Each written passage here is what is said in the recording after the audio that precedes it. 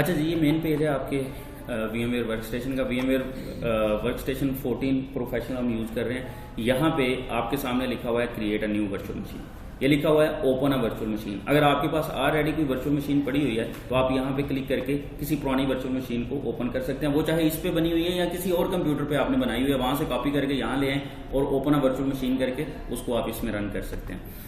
हमने अभी फिलहाल नई वर्चुअल मशीन क्रिएट करनी है। मैं कहता हूँ create a virtual machine, typical के थ्रू जाएंगे और मैं नेक्स्ट कर देता हूँ।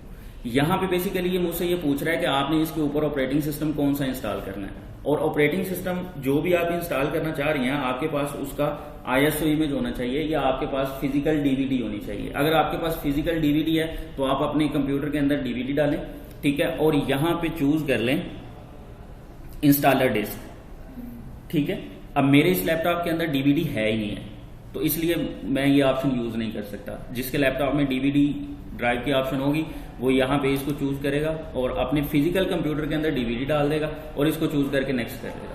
तो मैंने इंस्टॉलेशन करनी है ISO इमेज के थ्रू। तो मेरे पास ISO इमेज पड़ा हुआ है मेरे दिस PC की मेरी लोकल ड्राइव के अंदर, W ड्राइव के अंदर ISO के फोल्डर में ये मेरा 2012 का इमेज, सर्वर 2012 का इमेज पड़ा हुआ है। मैं इसको सिलेक्ट करता हूँ और नेक्स्ट कर देता हूँ।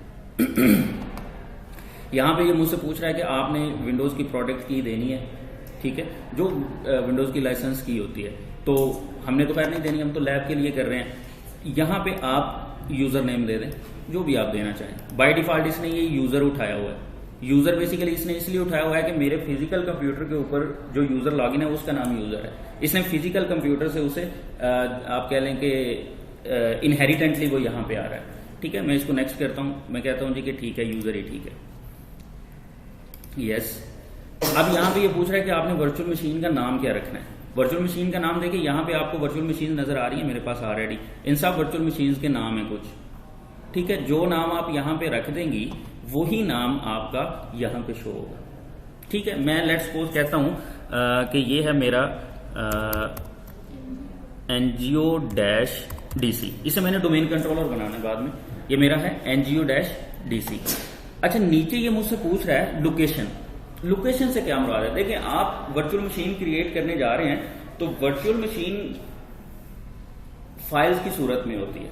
वर्चुअल मशीन जो है वो फाइल्स की सूरत में होती है और वो फाइल्स डेफिनेटली किसी न किसी लोकेशन पे रखी जाएंगी। आप कोई भी फाइल अगर कंप्यूटर में कॉपी करते हैं तो किसी न किसी पाथ पे रखी जाती है ना, आपकी ड्राइव के अंदर, किसी फोल्डर के अंदर। तो आपकी वर्चुअल मशीन भी फाइल्स की सूरत में होती है, तो वो फाइल्स भी कहीं ना कहीं रखी जानी है। तो बेसिकली ये पूछ रहा है कि आपने उस वर्चुअल मशीन को कहां पे रखना है, उस वर्चुअल मशीन को कहां पे रखना है। मैं ब्राउज पे क्लिक करता हूं। मैं कहता हूं जी कि मैंने अपनी इस वर्चुअल मशीन को अपनी W ड्राइव के अंदर एक फोल्डर है VM डाटा कॉपी। ये बेशक आप अपनी ड्राइव के अंदर एक फोल्डर क्रिएट कर लीजिएगा। मैं इसे थोड़ा सा सिंपल रखता हूं। मैं अपनी ड्राइव को सिलेक्ट करता हूं और इसके अंदर एक नया फोल्डर क्रिएट कर देता हूं और इस फोल्डर का मैं नाम रख देता हूं NGO-DC और मैं ओके कर देता हूं, ठीक है जी। ये W ड्राइव के अंदर एक फोल्डर बन गया हुआ है NGO-DC और उस फोल्डर के अंदर इस वर्चुअल मशीन को रखा जाएगा। मैं इसको नेक्स्ट करता हूं।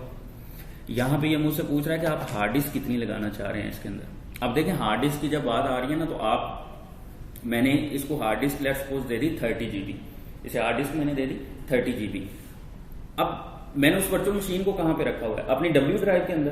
तो ये 30 GB मेरी W ड्राइव से लेगा, मेरी W ड्राइव से 30 GB लेगा। मैं कह देता हूं जी कि 30 GB की लगा दो और मैं नेक्स्ट कर देता हूं। ये नीचे जो लिखा हुआ है split virtual disk as a single file और split virtual disk as multiple file.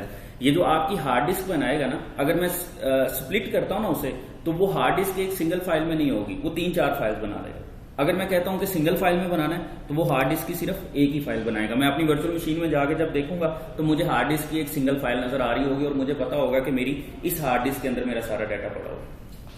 इसको मैं नेक्स्ट करता हूं। ये यहाँ पे हमें एक रिव्यू दे रहा है कि आपने अपनी इस वर्चुअल मशीन के अंदर क्या क्या कुछ, कौन कौन सा हार्डवेयर लगाया हुआ है। मैं इसको फिनिश करता हूँ।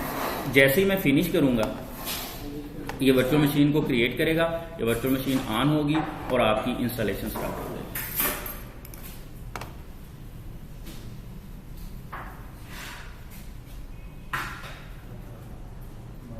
ठीक है जी, ये आपकी इंस्टॉलेशन स्टार्ट होगी। मैं अगर अपनी डब्ल्यू ड्राइव के अंदर आता हूँ ना,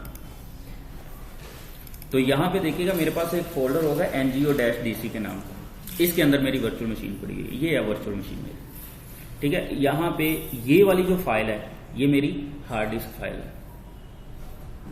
ये देखें अभी कितनी है, ऑलमोस्ट ये 3 MB की है। ये जैसे जैसे इसके अंदर इंस्टॉलेशन होती जाएगी ये फाइल बढ़ती जाएगी।